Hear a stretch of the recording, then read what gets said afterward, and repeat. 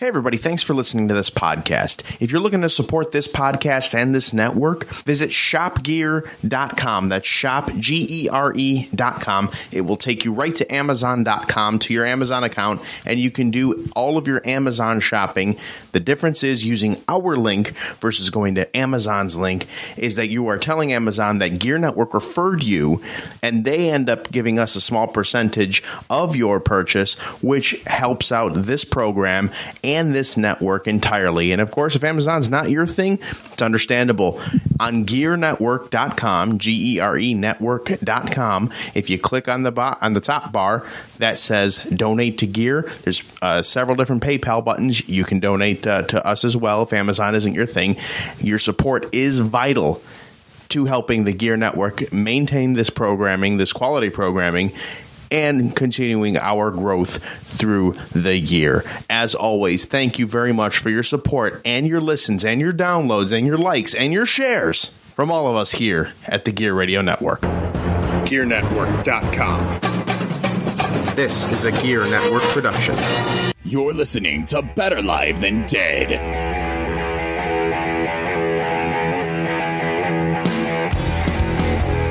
Hello there.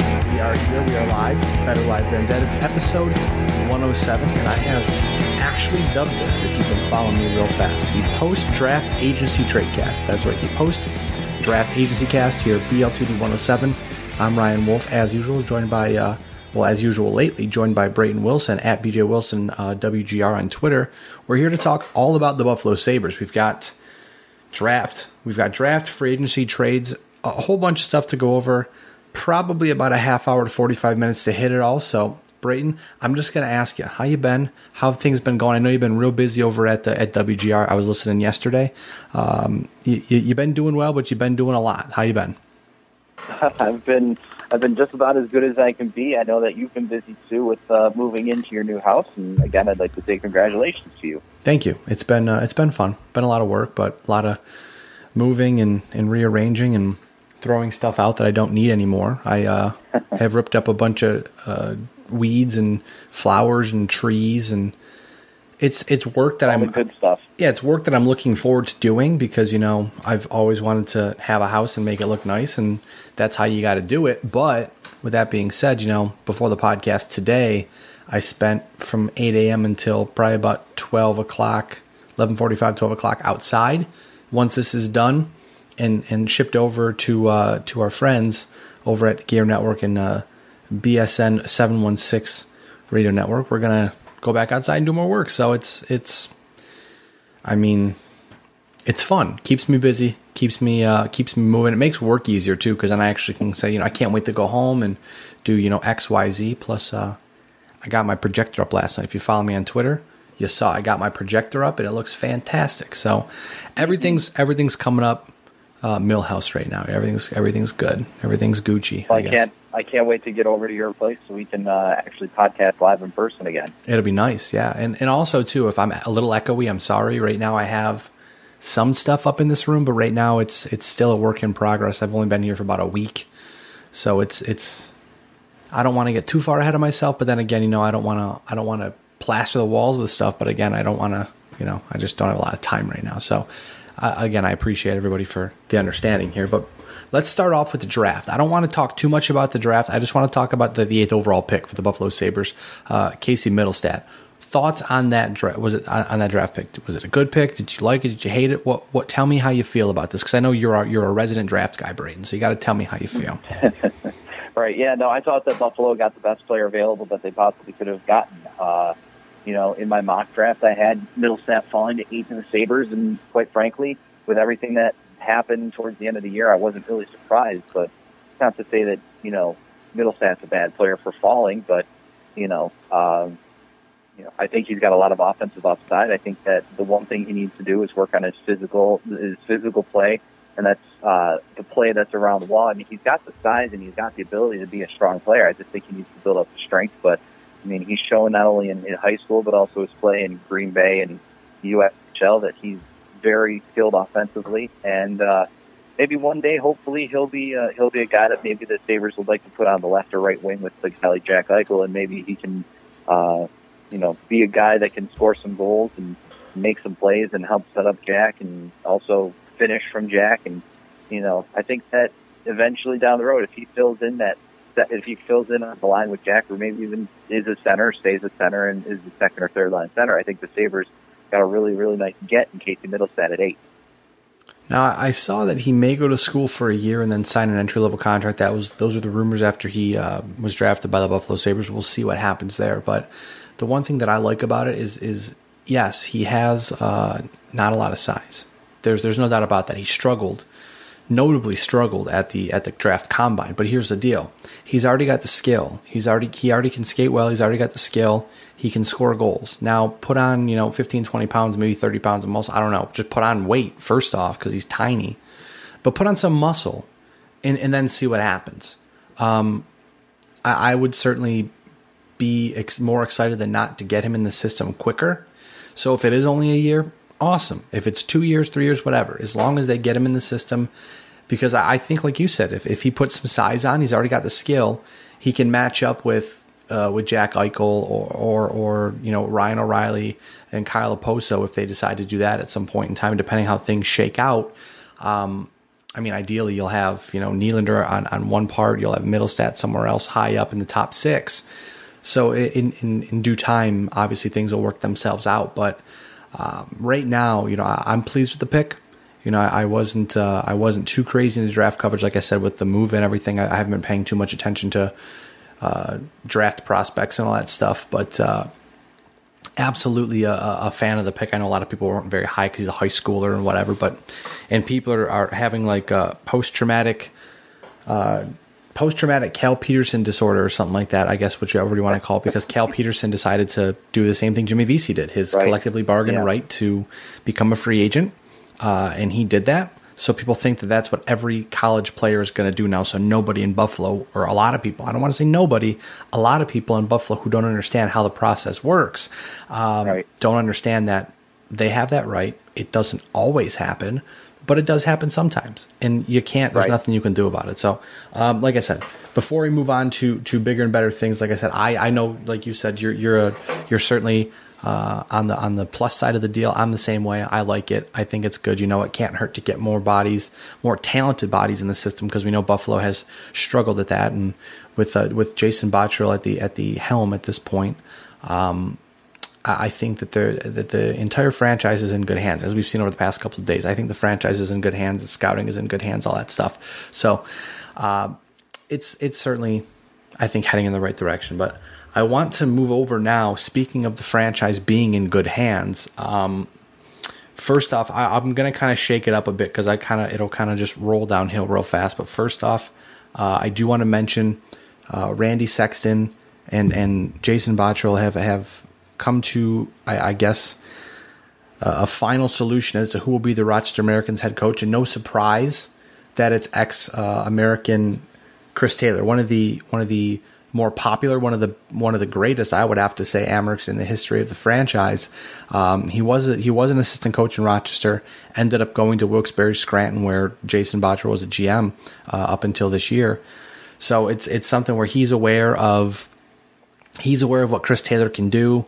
And at this point, I don't see from a PR standpoint, from a coaching standpoint, from a player standpoint, from just everything, every angle I look at, I can't find a flaw with this. I mean, maybe the only thing you could say is that he's never been a head coach, but with him not being a head coach ever, he has that experience behind the bench, first off being an assistant, but he also has that experience where he was, I don't know. I know Ryan Gates mentioned this yesterday on WGR with you, Brayton. I don't remember. I do believe at some point in time, I'm on the side of Ryan Gates on this one. I believe, if I remember correctly, like in the Florida days, maybe it was, when things were really weird in Rochester and it was like half Florida, half Buffalo. I'm pretty sure Chris Taylor was a player coach or something like that. I'd have to look it up and see. Yep. But I think it's a great hire. Yeah, no, I think it was kind of the obvious hire. I mean, the second that, the Sabres had already, got Sexton in and Botterill was talking to some of his candidates for coach and GM, I think that a lot of the chatter was surrounding Chris Taylor because, A, Chris Taylor knows the city of Rochester. He's been there for a while. He spent time as assistant there. And then he left Rochester to take a job with Bottrell and Wilkes-Barre-Scranton in the AHL with the Baby Penguins. I mean, so Bottrell knows him. Randy Sexton certainly knows him. So it obviously was probably the best fit there. And I think that it'll help the Amherst a lot because, especially with some of the younger talent developing down in the AHL, I mean, if Taylor is one of those, players, coaches like Housley is, then, Taylor can relate to some of the players. He'll understand what some of those players are going through. And especially with the AHL where you're riding a bus everywhere you go instead of flying somewhere, I mean, it's a huge benefit to have a coach who understands the players and who understands what it takes to get through the AHL and then get to the NHL, because he's got some NHL experience as well. So I think that it's a really nice fit for the Rochester Americans to have Chris Taylor as their head coach. And just to point out really fast before we move over to trades and free agency, the reason why this is so important is pointed out by Leo Roth of the Democrat and Chronicle in Rochester. He becomes the 12th former player to assume the head coaching role in the 62-year history of the franchise. But in 62 years, they've had 32 coaches, so clearly things haven't gone well in that department. I mean, this is Chris Taylor's the 7th Amherst coach in 10 years, which, again, is also really bad. But the thing about the Amherst is that they have missed – let me get that back up here. The Rochester Americans have missed the playoffs. Where was it? I just had the stat here. I think it was 7 of the last 12 seasons. And the last time they made the playoffs, I just had it. This is why you can't do this stuff on the fly, man. Was in the Chad Cassidy days, I believe, was the last time they made the playoffs. The last time I was looking for last time they won a playoff series. Get this. Last time they won it. The Amherst have missed the AHL playoffs, and this is a direct quote from the article. So if anyone wants to call me out for plagiarizing, I'll smack you. Anyways, the Amherst have missed the AHL playoffs 3 consecutive seasons, and in 7 of the last 12 years. Listen to these names. The last time the Amherst won a playoff series was under Randy Cunnyworth, ex-Sabres assistant in the system. He was let go just recently. In 2004-2005, that team had Thomas Vanek, Jason Pominville, Derek Roy, Paul Gaustad, Ryan Miller, and Chris Taylor. So it's been a minute. It's been a long minute. I mean, 2004-2005 doesn't feel that long ago, but it's almost it's halfway through 2017. So it's been a few minutes, I would have to say. So definitely a good attempt at trying to right the ship in Rochester. And as we'll talk about in a couple minutes, Jason Bottrell did a very good job on July 1st to push Rochester in the direction of the playoffs. Or if not even the playoffs, just being respectable again and not having, like last year in Rochester, and I'll talk about this in just a moment, but when you have so many veteran players that you're mixing people in and out of the lineup, a guy will play a game, miss a game, play a game, miss 2 games because you can only put a certain amount of players in with a certain amount of games. That's how the AHL works because they want to have obviously a lot more younger players playing. It's just poor execution. So we'll talk about that in just a moment. But the first big deal of Jason Bottrell's 10 years of Buffalo Sabres GM, obviously he had the Nathan Beaulieu trade, that was a trade, but it wasn't a huge trade. This trade here, huge trade. It was on Friday afternoon, I believe, just a little afternoon, after 12 p.m., I believe. There was an announcement from Mike Russo of I believe it's the Star Tribune in Minnesota. He said there's still something going on between Buffalo and Minnesota, something brewing. And about 10-15 minutes after that, Bob McKenzie dropped his patented bomb on the entire NHL community, saying that the Buffalo Sabres have acquired Marco Scandella. Minutes later, we find out that Jason Pominville is included in the deal. The deal ends up being Scandella, Pominville, a 2018 4th-round pick for Marcus Foligno, Tyler Ennis, and a 2018 3rd-round pick. Now, my immediate reaction, I freaked out because I saw Pominville, and I was like, that's pretty cool. You're getting the band back together, essentially. I mean, it's crazy to me that people in Buffalo, some people in Buffalo thought that Pominville was the center of this, the centerpiece of the trade, but at the end of the day, Pominville is older, on the downside of his career, and Marco Scandella is the apple of the eye in this trade right now. I mean, not to mention, too, the Buffalo Sabres cut. I mean, they got rid of the contract of Tyler Ennis. Marcus Foligno is replaceable, as we'll discuss here in just a moment. They did pick up money with Pominville's contract. I believe it's 2.5 for this year and next year. And then Scandella is, I think, 3 or 4 years at $4 million apiece. So it's a good deal for both sides. I certainly think just on the surface, I want to get your thoughts before I dive in, but I would have to say on the surface, my first assumption would just be that Buffalo got a steal in this trade. Right, and it's still tough to say early on who won the trade and who got fleeced or whatever. I mean, you could have your own opinions and everything, and everybody has kind of given their own opinion. But it certainly looks appealing. I think that Jason Pominville still has a lot to give in this trade. I think that even though he's 34 years old, I still think he plays a good game. He's probably not as fast as he was when he played with the Sabres, but he still provides some offense. He's a leader. And coming to a Buffalo team, he's going to fill a role that was filled by Brian Giunta when Giunta came into town a few years ago. And he's going to be a leader. He's captain material. Whether he is going to be the captain or not, that's yet to be determined. But it wouldn't shock me if he's the captain again when he returns to town. But I think having Pominville back certainly will help the offense too. Not only that, but I think a lot of the fact that we forget is that the main centerpiece in that deal was Marco Scandella. I think that, and we all want to say that, it's great to have Pominville back because, it's bringing back the glory days. But Scandella was the main piece of this trade, obviously.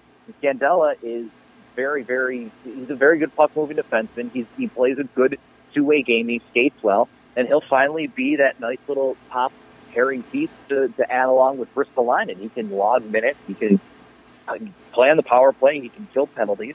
And he's a good defenseman. He's a good left-handed shot defenseman. And I think that the Sabres got a very nice add for a very good price in both Pominville and Scandella, only having to give up Tyler Ennis, Marcus Foligno, and a third-round pick.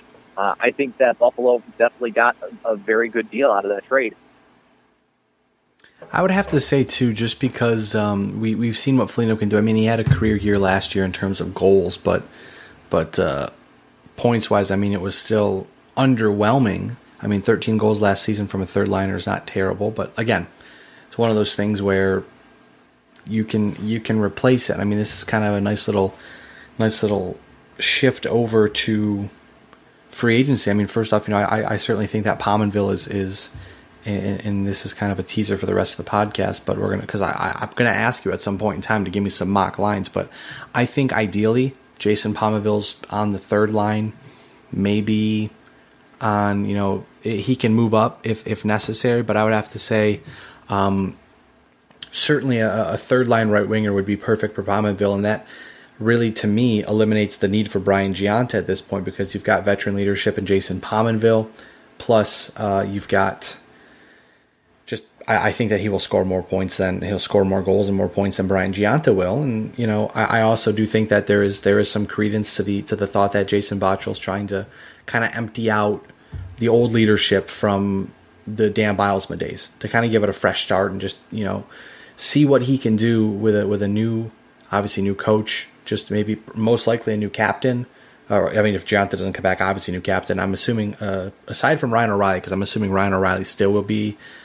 Still have an A on his jersey, but I certainly think that there will be a different core leadership group in this locker room this coming up season. Which, with the kids being around and there being a lot of younger players, I think that would be very important for sure. But speaking of free agency, man, what a day July 1st was for the Buffalo Sabres.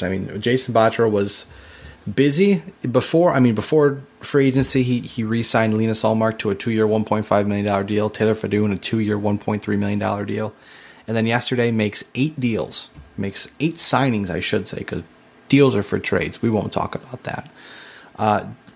8 signings yesterday. We've got Chad Johnson, formerly of the Arizona Coyotes. He was a Flame, but traded to Arizona in the Mike Smith deal. 1 year, $2.5 million. Benoit Pouliot from Edmonton, 1 year, $1.5 million. Defenseman Matt Tennyson, 2-year deal. Seth Griffith, forward, 1-year deal. Kevin Porter, ex-Sabre, now most likely a Rochester American, might be even the captain of the Rochester Americans, a 2-year deal.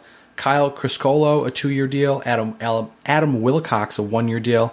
And Jacob Josephson, a 1-year deal coming in late last night. Now, On the surface, what are your thoughts about free agency? What are your hits and misses for what Botterill did on July 1st? I don't think really Botterill did anything wrong in his first day. I don't think that, if it wasn't for the Scandella trade, maybe the Sabres would have targeted Shattenkirk a little bit more than they did. But with Scandella coming in, obviously that kind of took the load off of things. But you know what? He adds Benoit Pouliot, who I think is a decent depth value add because, the Sabres are a little light on the left-hand side, especially in the NHL. So bringing him in certainly going to allow the Sabres to have an extra piece on the left side that he can play first line, he can play second line, he can play third line. I certainly see him more second, third line type of player. But aside from that, I mean, the Sabres added some nice depth in the AHL with guys like, Seth Griffith and Matt Tennyson on the right side on the defense. And, and a guy like Adam Wilcox, where it's just like, yeah, he's going to probably back up Linus Ullmark in the AHL, and then it'll allow Jonas Johansson to grow in the ECHL with Cincinnati and be able to get some good quality starts down there. I think the Sabres did well for their first day in free agency, and, are they certainly done? I don't think so. I think that, they could add a couple more depth signings, maybe even another signing in the NHL, maybe another left winger or another depth defense, and who knows? But I think that for day one, certainly Botterill was busy, and he added some good pieces, and I expect the Sabres to continue to do so throughout all the way leading up to the season. I think the one thing for me about what he did yesterday was the fact that he actually put his money where his mouth is and said, I'm going to focus on Rochester. Rochester is important, and then he goes out and signs. He goes out and signs 5 guys for Rochester. Now, he said that they'll have the chance to compete for Buffalo, but we see the writing on the wall. We know Buffalo's lineup's pretty stacked, give or take, for a couple spots. Especially with the signing last night of Jacob Josephson, that was kind of, to me, telling me, hey, those kids that they signed for Rochester, and Kevin Porter, because he's not a kid, but the people they signed for Rochester are probably going to be for Rochester. But the one big thing for me, injuries happen. You have to prepare for injuries. Even if they don't happen, perfect, great, nothing happens, whatever.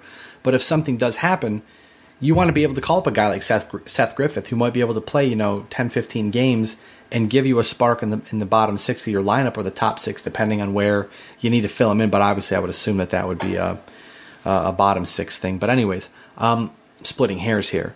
But instead of and this is no shake on Cal O'Reilly, but I feel like the guys that were signed yesterday have more of an upside than the old guys that Rochester had, like Cal O'Reilly, where what Cal O'Reilly is going to bring to the table, but you get a guy, like I said, I keep going back to Seth Griffith because there's a lot of potential there. That is a very interesting deal. And the thing about it, too, is I was listening to, again, because another shout out to one of our friend Chris Ostrander and Tyler Roeder over at Two in the Box, their podcast. You should probably listen. It's really good. They called the Seth Griffith deal. They said you should go out and get a guy like him.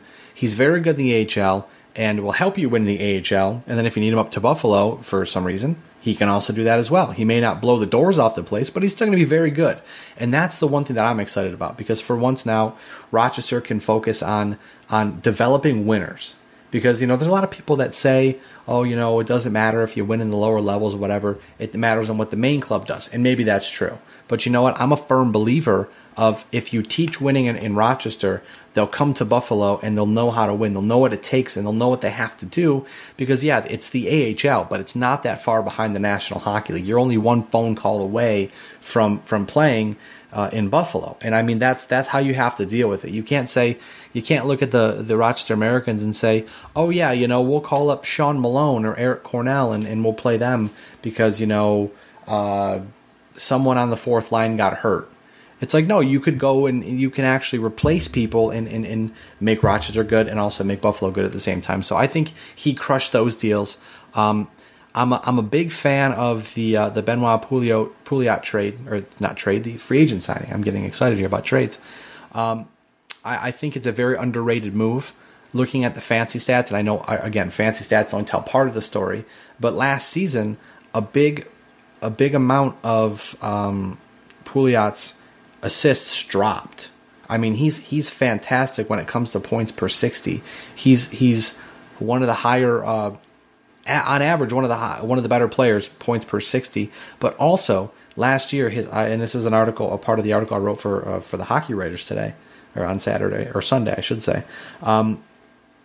His assists dropped last year, and are you supposed to blame that on him, or do you blame that on his teammates? So it's one of those things where he may bounce back, and he may still be a very good player. He's just not worth the money that Edmonton signed him to, and that's understandable that they bought him out.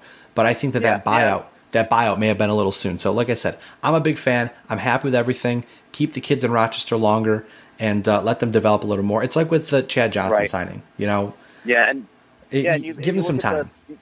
You look at the Benoit Pouliot signing. You know, what he did in Edmonton. I mean, he was playing a lot with a guy like Connor McDavid for most of the time that he was there. When McDavid signed, or when McDavid was drafted and first started playing, McDavid played a lot of his time with Pouliot, and you know, this past season was still playing a lot with Pouliot, and Pouliot was playing pretty well. Just imagine what a guy like maybe Pouliot could do playing on a line with, say, Jack Eichel.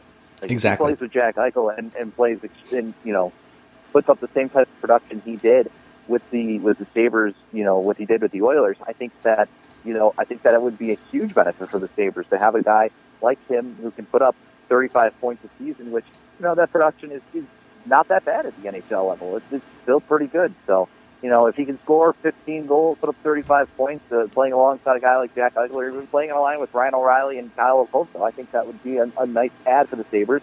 And you look at it this way. You signed him to a one-year deal at $1.15 million. That's either A, he didn't work out, no worries, it's just $1 million you wasted, or B, geez, we got a really nice value steal player for a guy that put up 35 points for us and helped us out for the season. And I know people are going to send hate my way for saying this, but the other thing too is, like you said, Brayton, either it works out or it doesn't. That's the best part. But even, you know, say for instance Buffalo underwhelms and they're not doing so hot towards the deadline. You've got a guy on an expiring deal who is has had success in the past in the playoffs, and you can turn him into an asset. I mean, I know people are past that point. People don't want to be doing that anymore. I get that. But you have to think about that. You've got to set yourself up in a position to succeed. And you know what? If Pouliot comes out and has a great year, maybe they re-sign him to a longer deal, obviously being a little hesitant with what happened in the past. But, I mean, I don't feel like Jason Botterill at this point is Peter Chiarelli in terms of freewheeling and just kind of, here's a blank check, go do what you want with it. I mean, we've seen what Peter Chiarelli has done in the past, so we all kind of have a good idea of how he runs the show there. Good or bad teams, he's a fun guy to watch.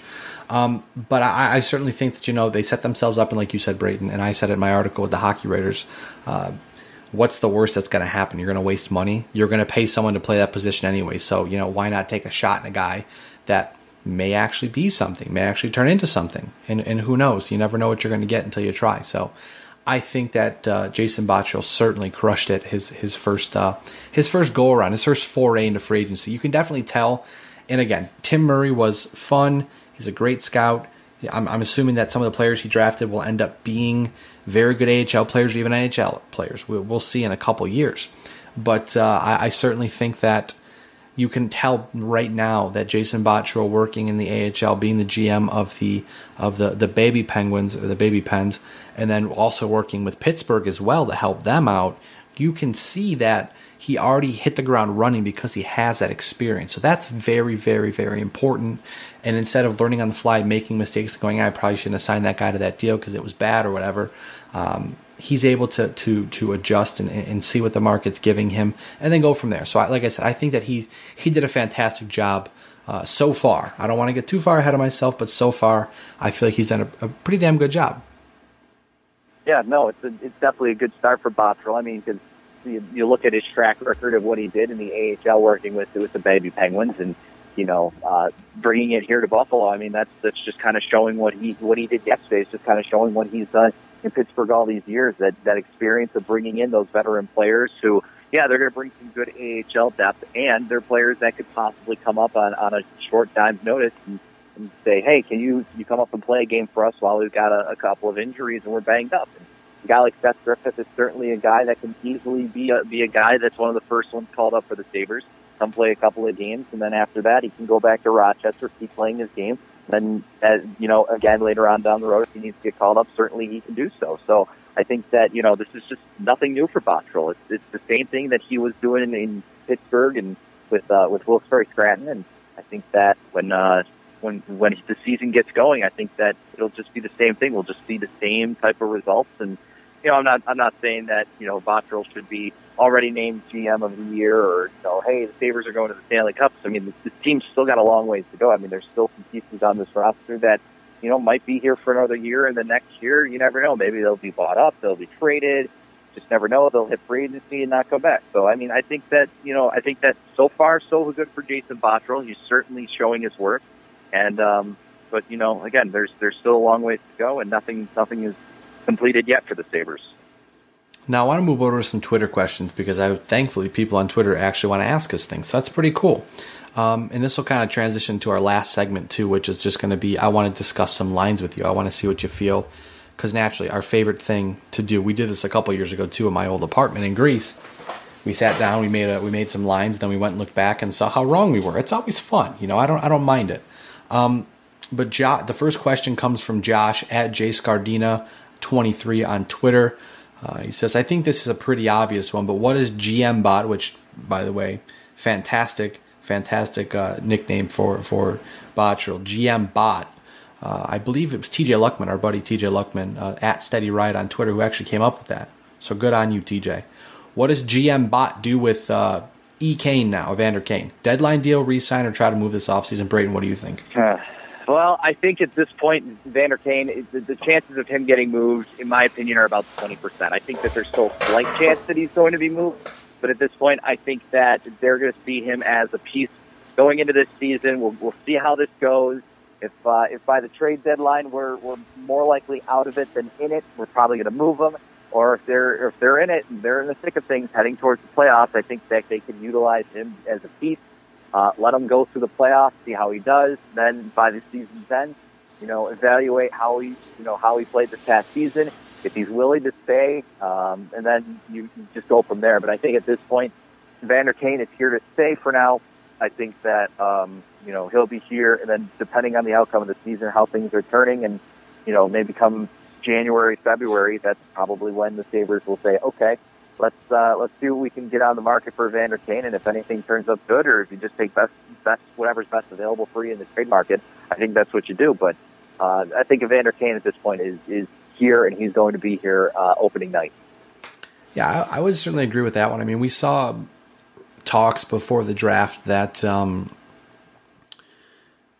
I know Bob McKenzie said he was almost a lock to be traded. He's like, I would be very surprised if it didn't happen, and obviously it hasn't happened yet. But I almost think that it's a surprise to most, just because Kane was one of the top names on the market allegedly, and then the bottom just fell out on his market completely. Where they were talking, he could be worth a first or since prospects or whatever it may be, and then we saw, that nobody, his stock immediately was about a third rounder, and at that point, for what he could potentially do for your team, that's not worth it. You got to keep him around. Now, I think at some point in time, what'll happen is December, January-ish, maybe sooner, I don't know. They'll approach him and they may say, hey, if you want to stay in Buffalo, what's the term you're looking for? How much and how many years? What can we do to make this happen? And if he says, I don't want to be here, or and I don't suspect that to happen, but if he does say, I don't want to be here, or if he says, I'm not going to resign, or I don't have any intention on, I have an intention on going to see free agency through. You can come at me in free agency in July, but I'm going to at least go see it through. Then I think maybe, if you're in the playoff race, you got to keep them. But if you're, hey, we're, 7th, we're 8th, 9th, 10th, 11th, maybe kind of lingering around, I think no matter what, you have to keep him. But there is a potential there if he's not going to resign, to try to get the best that you can for him. I mean, he may take a hit, but retool on the fly. Get as many parts as you can for him, or futures for him, and then turn it around and then make it, try to make it better. But at this point, like I said, I agree with you, Brayton. I think he's going to be in the lineup opening night, and probably for most of the season, if not the entire season, because at this point, it may be worth it to just risk losing him for nothing. I don't think you can do that. I don't think that's very good, but it may be their only option at this point, because not to mention, too, if you're trying to deal him at the deadline knowing that he wants to go somewhere or play with someone, it's just you're dealing in a position of weakness, not a position of strength. So I think, again, Evander Kane will probably be around for at least another season, and then we'll move forward from there for sure. Yeah, and I think with a guy like Evander Kane, he certainly, I think Bottrell wants to keep him in the picture. Looking at, hearing Bottrell talk after the trade of Foligno and Ennis for Scandell and Pominville, he kind of mentioned the toughness and grittiness that Evander Kane brings to the table, and as a guy that kind of replaces Foligno for that matter. So, it certainly seems like that. I think that Evander Kane is more likely to stay here, especially with those comments from Bottrell. But, I'm certain that if Bottrell gets the right deal for whatever Kane is worth, and he gets the right kind of a package, I think that he still wouldn't be afraid to pull the trigger, just because it is his team. It is sort of what he wants to build for this team. And if he feels that, Evander Kane can still be of value in the trade market, I certainly think that he wouldn't be afraid to pull the trigger. Now, our next question is from the owner of at Sabres Fanatics on Twitter, Jared, who's also a very good graphic designer, good follow, at JXREDNHL. He's got two questions for us. One's a serious, one's not so serious, but we'll take it seriously. Which of the Bailey, Baptiste, Fashing, and Evan Rodriguez group do you think will crack the opening night roster? I think there's two players that have the best chance at cracking the opening night roster. I think the best chance of players is Evan Rodriguez. I think that's the obvious one that has the best chance to crack the roster. And then I think the second person to have the best chance is Hudson Fashing. Now, just remember, Hudson Fashing, he made the opening night roster last year. He was, up in Buffalo to start the season. He had that groin injury, which set him back months. And then finally, at the end of the season, he got another chance. He came back up and played relatively well in that short period of time that he was back in Buffalo. So I think those two have the best chance. Now, looking at a guy like Baptiste and Bailey, again, those two are guys that if they have really good training camps, I think there's a chance that both of those guys could find their spot on the roster. But again, with the signings that happened over the past couple of days, there's certainly that chance that with a good training camp, maybe that they'll go back to Rochester and Bottrell will just say, hey, just keep working. You know where you're at right now, and you know that if we need any help, you're going to be a call-up. So I certainly think that that Fashing and Evan Rodriguez are the two that have the best chance, but don't be surprised if Bailey and Baptiste, make some waves in training camp and maybe upend those two. I'm certainly of the thought process that Evan Rodriguez, I'm comfortable writing Evan Rodriguez's name on the opening night lineup in like erasable pen, not like permanent marker, but I think that Evan Rodriguez made enough of an impression last year on the fourth line that he'll probably start on the fourth line just because of his speed, his face-off ability, and the way he plays the game. I think that encompasses exactly what you want on your fourth line. No more this grit, running around hitting people. You need to have a fourth line that can play the way Evan Rodriguez plays. I think that's perfect. I think with Bailey, Baptiste, and Fashing, with, like you said, Brayton, with the signings, especially with a guy like Josephson, that for me was like, we're going to put Zemgus Girgensons on watch and say, look at Zemgus, you're our fourth line center, but you need to kick it into high gear, and there's going to be a challenge. Every line, there's going to be a challenge. You got to work for your job. I think that's fantastic. Like even a guy like Johan Larsson kind of goes on watch too, because he played a third line role last year with the team and played well up until his elbow dislocation. But I mean, even then, it's just like, all right, so now you're healthy, you're 100%, but you still got to come out, you still got to perform, and you got to compete for the job. And I think that don't forget Johan Larsson is another name, and who knows, maybe Johan Larsson is another notable name, before the season starts or during the season and leading up to the trade deadline. That is another name that is on watch, along with guys like Zemgus Girgensons and Evander Kane. I certainly think those three guys are the most likely guys to be on trade watch from here all the way until the trade deadline. But I think that with a guy like Josephson, that certainly does put a lot of pressure on guys like Girgensons and Larsson. Before we go to Jared's second question, the one thing I do want to say, last year, first off, you don't know what you're getting back in Larsson because that was a pretty devastating injury. He dislocated his elbow and his wrist, I believe. Is that correct? Yeah, I think so. I think that's what happened. He was in bad shape, but you don't know what you're going to get from him. You don't know if he takes a hard hit in the corner, if he gets hurt again. also we saw last year that he was likely to be traded before the deadline because he was a valuable piece to a team's bottom six. So it's a different it's a different leader now, different GM, different head coach. They may value him differently, but that's interesting, like you said, to keep an eye on. What is Zemgus Girgensons going to do?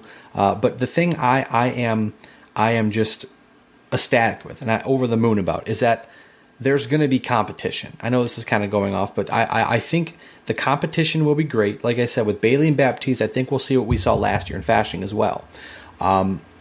It wasn't so much because Bailey struggled. I mean, Bailey was the first set of send-downs to Rochester, which was kind of mind-blowing after everybody wrote him in the lineup. So did we in the offseason. But I think with Bailey, Baptiste, and Fasching and the other kids, it will be less of a you're playing for a role and more of you're playing for your call-up. So when Baptiste had a decent camp last year, he opened some eyes and then went to Rochester and kept playing great.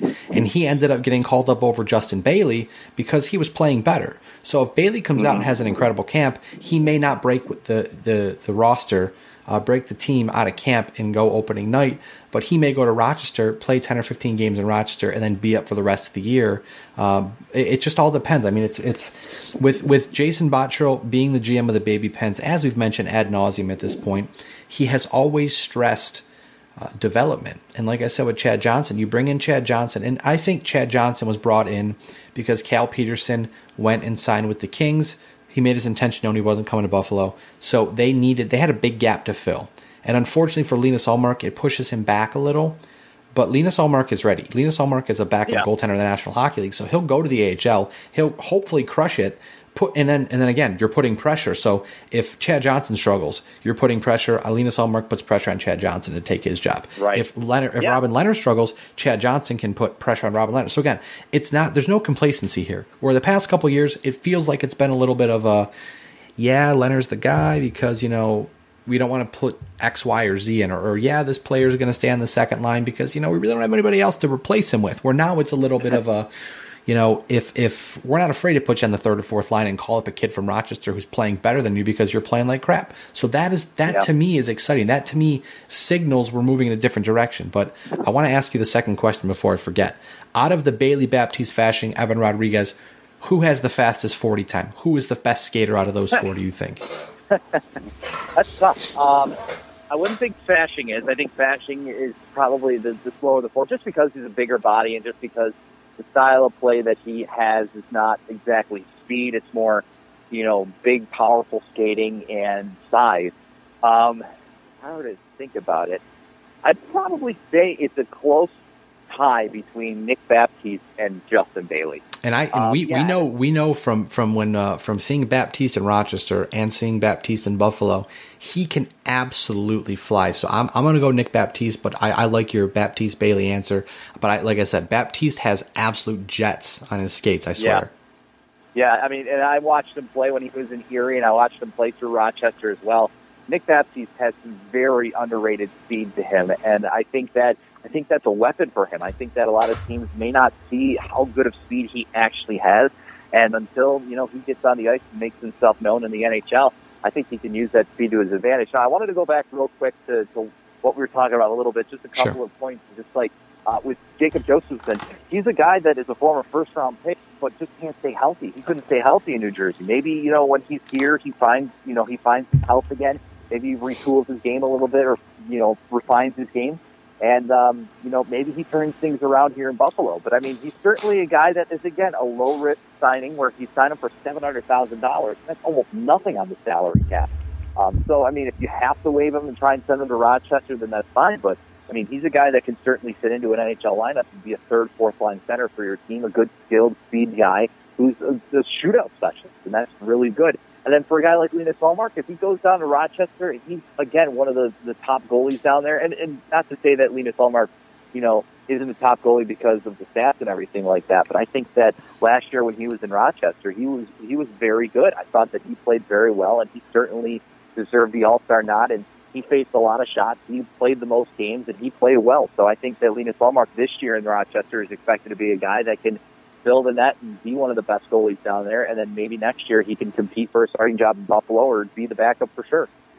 Now, real quick question, just in a nutshell, because Matt Kopnak spelled Kopnak, if first last name on Twitter, wants to know, what is the most you pay for Kane and to what sort of term? I'm sorry, what was the question there? That's okay. Matt wants to know, what is the term and how much would you pay Evander Kane? I mean, I don't think you're going to give Evander Kane the max type of deal. I don't think you're going to give him 7-8 year deal. I think I'd be a little more comfortable maybe with a 4 or 5 year deal, and then the money. It's tough to say, because I mean, if he can put up 30 goals, I think he's certainly asking for $7 million plus for a year, which, to me, for a goal scoring forward like that, it probably is worth it. But for what Evander Kane has been through, what he's done, and the type of the type of uncertainty that he has with his behavior and his future, that's a huge question mark. And I don't know if I'd be comfortable with paying him $7 million. Not only that, again, you got to see what Eichel's going to garner. You got to see what Reinhart's going to garner. There's other guys that will be hitting restricted free agency soon that are your young group of guys that you'll need to re-sign, and that's going to be very difficult to kind of gauge what exactly each guy's worth. But I mean, if I were to put a bet on anything right now, I mean, I'd probably say that if Evander Kane re-signs with the Sabres at any point, I think Bottrell would be looking at a deal that's somewhat 4 or 5 years and probably around 6.5, maybe 6.75 mil. I mean, maybe you pay him at like $7 million dead on, but I mean, he's definitely not going to get Ryan O'Reilly money with $7.5 million per year. No, and it's tough too, like you said, because you don't know what you're going to get from him. He's never played a full season because of the style of play he has. You can't go out and get goal scorers. I understand that, but I just don't think that right now with the style of play, that style of play doesn't age well. I mean, he still scores a ton of goals though, so it's kind of, do you want to lose the goals?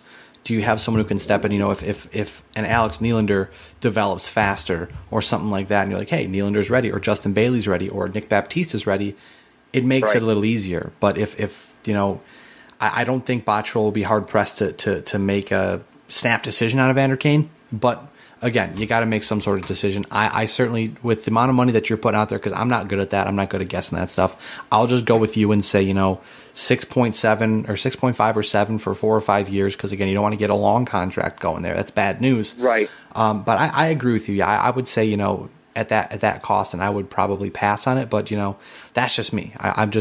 I'm not a GM. I'm just a podcaster and a blogger. So I mean, that's the difference there. But the last question we have from Brian Mulhern at Brian_Mulhern on Twitter, and this brings me to my last point here. He says, "Who's the Sabres' second left line winger? Is he on the team? Will it be a trade, or will it be free agency?" So I'm gonna kind of morph that into a bigger question, and just kind of run through some mock lines real quick if you want to. For me, right now, my top 6. And it's really just out of necessity at this point, because again, it's as of recording time, July 2nd. There's still Thomas Vanek on the market, Jaromir Jagr still on the market, Ilya Kovalchuk apparently reportedly still in the market. So there is some big, Alexander Radulov also still out there. There are some big names still out there that can fill a pretty important role for any team that they sign with. But as of recording time, with who the Buffalo Sabres have on their roster and in their system, I'm going Benoit Pouliot, Ryan O'Reilly, Kyle Oposo on the first line. It makes sense. Going with Kane, Eichel, Reinhart on the second line, because again, that also makes sense. Last year, it struggled. They broke it up. They got them back together, and they took off. So that would be it's very simply my top 6. Yeah, and I think, and you have the exact same top 6 as I do. And I mean, yesterday when I was on WGR Sports Radio 550, me and Ryan Gates, we did our own mocks, and mine changed up a little bit. I had Pouliot, I think, on the third line, and then I had Baptiste up on the first line. But I think, for now, I think that obviously Vander Kane fits best with Jack Eichel and Sam Reinhart. Those three played really well when they were together last year, so I'd expect that those three could probably play the same. Not to say that I think maybe Phil Housley's system might be different, so maybe that may change things up a little bit, but I think that those three found some chemistry last year. They played really well, and I think that you can continue on with that. And then with the top line with Benoit Pouliot, I think adding him on with Kyle Oposo and Ryan O'Reilly just adds another playmaking, scoring touch to that line. Pouliot has got some, again, very underrated speed, just like Baptiste said, which I said earlier, but, I think eventually, maybe Pouliot swings down to the second line and plays like with Eichel and Reinhart, and that would probably be a nice fit too. Pouliot's just a guy that's very versatile on the left side. He can play with just about anybody. Just as long as, it's not guys that are, not similar to his style of play where they're slow or where they're, more physical and lunkers and elephants on skates. I think that Benoit Pouliot certainly would fit in quite well with a guy like Oposo and O'Reilly, just two guys that can play with speed, can play with skill, can play with, can play with tenacity. So I think that all three of those guys would fit in well, and I think your top six, in my opinion, is very similar to what you have. And I was originally going to troll everybody and put Matt Molson on the top line, but here's my thought behind it. Ideally, in a right world, I would want Benoit Pouliot playing third line left wing. But I would still say that first line left wing is still a very, very big issue. It was last year, even with Tyler Ennis around, because the consistency wasn't there. So if Pouliot steps up and does great, whatever. But if he doesn't, ideally, he's that third line left winger. But right now, my bottom six is Molson, Larson, Pominville. Again, Larson excelled in a third line role last year, playing center. I mean, obviously he was with Foligno and Gianta, so it's a little bit different, but we know Pominville's a responsible player. Molson had a great year last year on the power play. Maybe a new coach or Phil Housley, I should say, not a new coach because we know who he is. Maybe Phil Housley can work a little better with Molson, try to find a way to tailor his game a little better. Obviously, he's lost a step, but he still can score goals. He just has to go to the mouth of the goal, and maybe that's what he has to do. But we'll see what happens there. If he ends up in Rochester, if he gets bought out, I don't think he's going to get bought out. But again, those are the options available. But like I said, I've got Molson, Larson, Pominville. Then my fourth line right now, it's kind of a jumble. But I've got Girgensons on the left wing, Josephson at center, and Rodriguez on the right wing. So it's really, at the end of the day, is three centers. But we know that Girgensons can play the wing, Rodriguez can play the wing, and then Josephson at center. But again, it's one of those things where you have this fourth line that can kind of maneuver and, hey, we need a guy to take a face off. Oh, he gets tossed out. Cool, we'll bring another center and no big deal. Also, before I get your bottom six, Brayton, I do want to mention too, I think Nick Delorier goes to Rochester or gets put on waivers, but right now I have him as my 13 just because we don't have to have a roster limit right now. So again, I've got Molson, Larson, Pominville, Girgensons, Josephson, Rodriguez, and then Delorier is my final forward. Yeah. So my final two lines look a little different. I kind of went with a little line for the third line of speed and some playmaking ability. I went with Nick Baptiste playing in the off wing on the left wing. Then I had Evan Rodriguez as the center, and then Jason Pominville on the right wing. I think that all three of those players can bring some good speed to the lineup. They can get in on the attack and create some havoc. Pominville is going to be a really nice addition to that line too, because there's two guys that are very young and inexperienced players in the NHL. If you had a guy like Jason Pominville on that line, I think he can set up those guys to make some plays and to score some goals. And, I think that, I'm going to kind of call this year. I think Nick Baptiste has a very good offseason. I think that he puts in the work and goes to training camp and really works hard. And then in preseason shows that he can he can play and produce at the NHL level. And a guy like him, I think, will fit in a Bill Housley type of system very well. However, again, it's Jason Botterill, and we know that Jason Botterill really loves the development standpoint. So, maybe he says, okay, let's keep you in the AHL for at least another year. After that, then we'll expand and let's see where it goes. But honestly, I think that Nick Baptiste, with the production that he put up in Rochester last year, playing on a very bad team that really just never found it, never kept anything together.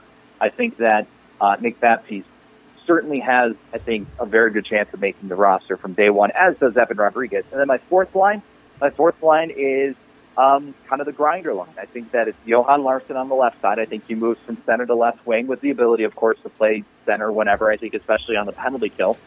Then I've got Josephson down the middle. And then on the right wing, I've got Zemgus Girgensons with Matt Molson and Nick Delorier being my extras. Because, of course, you're going to have 23 guys on the roster with 2 or 3 extras. So I think that Molson and Delorier would be my extras. But then the fourth line is just your prototypical fourth line. You got a couple of guys that can grind things out, that can make plays, and do things with the puck. And I think that all three of those guys certainly can. And, we'll see how everything goes. I think, obviously Larson and Girgensons have to be re-signed because they're restricted free agents, but I think that they'll be the likely guys to get just 1-year deals, just, kind of guys that are just like, okay, this is it. You got to make it. You got to prove it this year.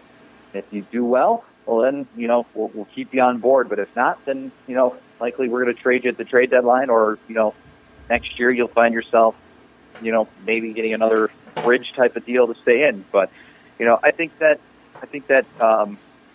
how my bottom two pairings or my bottom two lines would look. But I'm very confident with the way that this roster would look, especially if you have this type of talent. Like I said, I think that Buffalo starts the season off with a lot of kids in Rochester, but I do think at some point in time that third line could be a thing, because that's a great line. I didn't think about that. That's a pretty damn good line. I think if they decide to not play Molson, it really opens things up. Or if they send Molson to Rochester, it really opens a lot more up. But right now it's because you have that big anchor in the bottom six. You're kind of up a creek without a paddle, I guess. But yeah, for the sake of time, first off, I'm assuming we both have Leonard and Johnson. Leonard 1, Johnson 2. Yep. Okay, cool. I figured that was very simple. Defensively, though, I'm just going to run down my pairings. I've got Marco Scandella on the left side with Ristolainen on the right. That's the first pairing. Second pair, McCabe Bogosian. Third pair, Beaulieu and Tepin. And then the fourth pairing, or the fourth extra defenseman, so the fourth pairing extra defenseman, Josh Georges. For me, because of you, Brayton, we know that Victor Antipin is very much able to play the right side. Left side is natural, but the right side he can play. And I'm sure you'll talk about that in just a moment, because, again, you've been like the KHL reporter, which is, I know Avis has been reporting from over there, but you've been kind of our Buffalo-based KHL reporter, which has been fantastic. But right, Antipin on the right side and Beaulieu, because I don't want to give them too much right now. Don't want to overwhelm them, but obviously they could elevate themselves if their play elevates. They can elevate themselves up and down if necessary. With McCabe Bogosian, I just think you've got a very smart defenseman with Bogosian. He's their skating, both are very good skaters. I think that if you can let Bogosian just skate and then develop his play around his skating, I think Bogosian will be leaps and bounds improved. And then obviously with Scandella, I don't necessarily think Scandella may be a top two defenseman, at least right now, but you just went out and acquired him. You're probably at least going to start the season off with him in Ristolainen, but if that doesn't work, obviously just put McCabe, Ristolainen back together, Scandella, Bogosian. But I think that top four is very interchangeable, or the top two pairings are very interchangeable. But what do you have, Brayton? Well, I have the exact same pairings, but here's what I have instead of Bogosian and McCabe as my second pairing. I actually have them as my third pairing. I think that because Nathan Beaulieu is a guy, Nathan Beaulieu and also Victor Antipin are two guys that I think can play top 4 minutes and be reliable. Not to say that Zach Bogosian and Jake McCabe can't, but I think that Zach Bogosian fits a third pairing better. Less minutes and certain responsibilities I think would help his game as of right now. And maybe as the season goes, maybe you increase his minutes and increase his roles. But I think right now I'd want to give Zach Bogosian a little less more time on the ice. Not to say that Jake McCabe doesn't deserve it, but I think Jake McCabe is the best fit for a guy like Zach Bogosian because Nathan Beaulieu and Zach Bogosian both had very similar games where they like to take offensive risks. They turn the puck over at certain times that you just don't feel comfortable with. But, Nathan Beaulieu is the type of guy, though, who you can play on that second power play unit, and I think he'd fit in very well. I mean, he had I was looking it up the other day because I was looking up some Kevin Shattenkirk stats with power plays with points for 60. And Nathan Beaulieu actually had the second best points per 60 in the NHL behind Victor Hedman, who was nearly 8 points per 60, where Nathan Beaulieu was 6 points per 60. I mean, Victor Hedman was just incredible, but Nathan Beaulieu was second, and then Shattenkirk was third. So Nathan Beaulieu is a guy that you can definitely put on the power play. He skates well with the puck. He's a puck mover. You just are worried about his defensive play and his play in his own zone, but I mean, if you put him with a guy like Victor Antipin, he can be a guy that can move the puck well, and he wants to skate with the puck and be aggressive on his own. I think Antipin's certainly a guy that if he has to kind of stay back and be the guy that kind of sits back and protects his own defensive end, I think he can certainly do that. I think that Antipin played that role with Russia at the World Championship, and when he was in the KHL, he easily could be a versatile defenseman, and I think that's what makes Antipin a very good threat is because, he could be a nice stay-at-home defenseman, he's also a guy that can skate very well with the puck. He's not afraid to take the puck to the net, and he puts the point.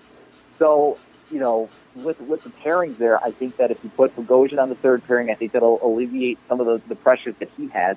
And I think with a guy like Antipin and Beaulieu with the second pairing, you kind of put those guys in a role right away where they can produce and be able to, contribute, I think, and play Phil Housley's system. By the way, I think that Antipin and Beaulieu, both in Phil Housley's system, are going to be very, very good defensemen because they both can skate well. They like to be up in the offensive zone. They can attack. And, I'm really excited to see how this defensive group looks now compared to last year, where last year that group was just, at times, watching them just made you want to rip your eyes out. Yeah, I certainly think that, I don't know what the hell that noise was. I certainly think that the one thing, too, that we need to keep an eye on is that, excuse me, people... Like last year, I just kind of blanked out there for a second. But last year, Rasmus Ristolainen was playing, a ton of minutes and played a ton of minutes. And it's like with Ryan O'Reilly on the offense, Rasmus Ristolainen on the defense. You got to bring in reinforcements that can knock their minutes down.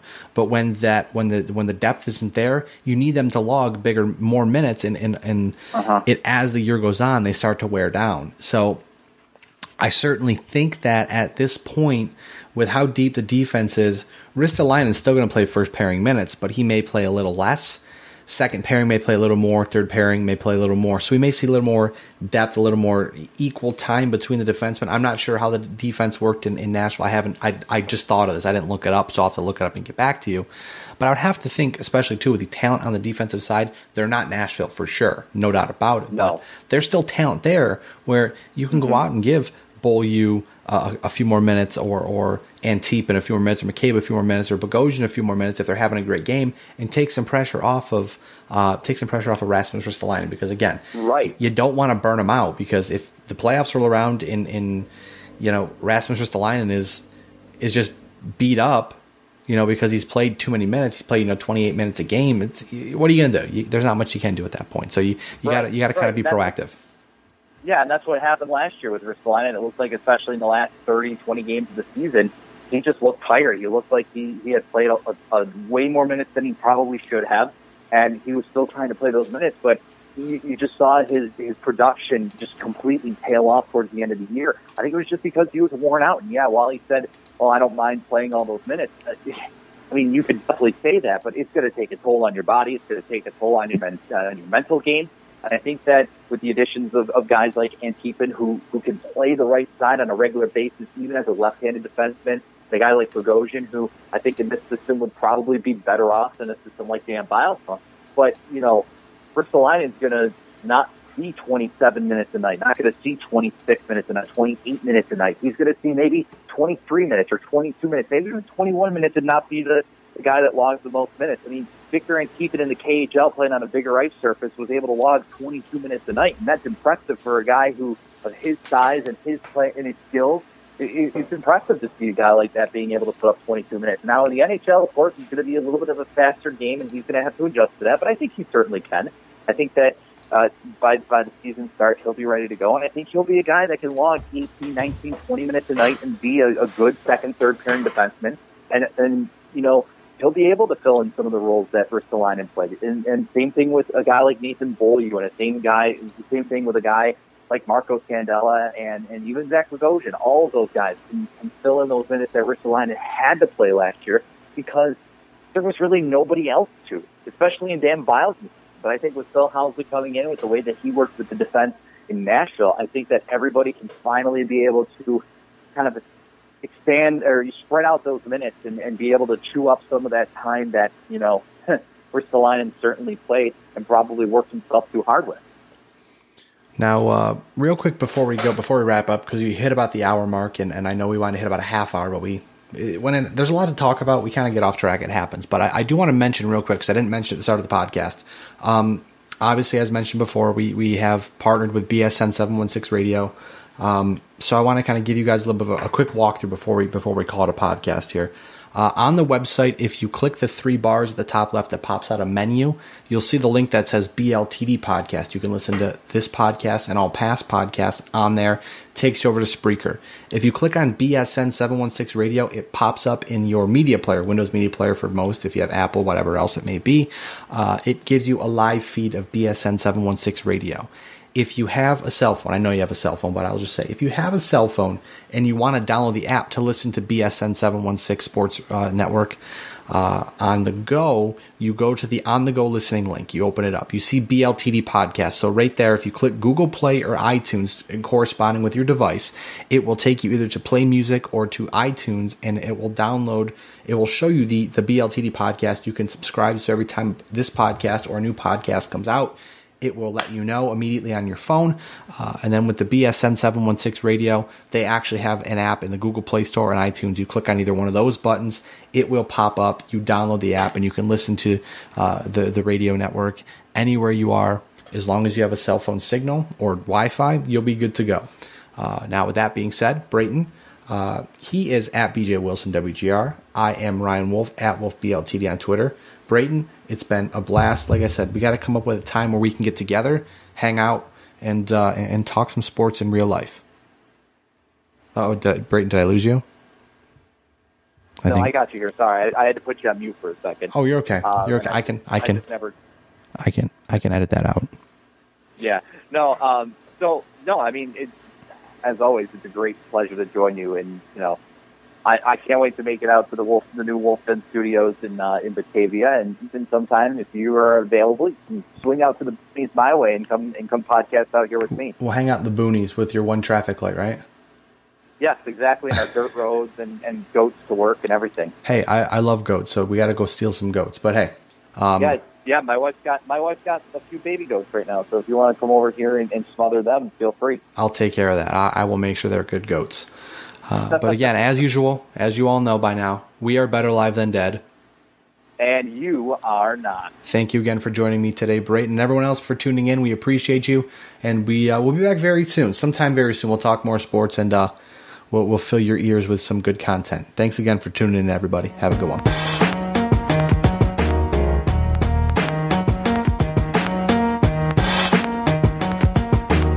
The preceding presentation has been brought to you by the Gear Network.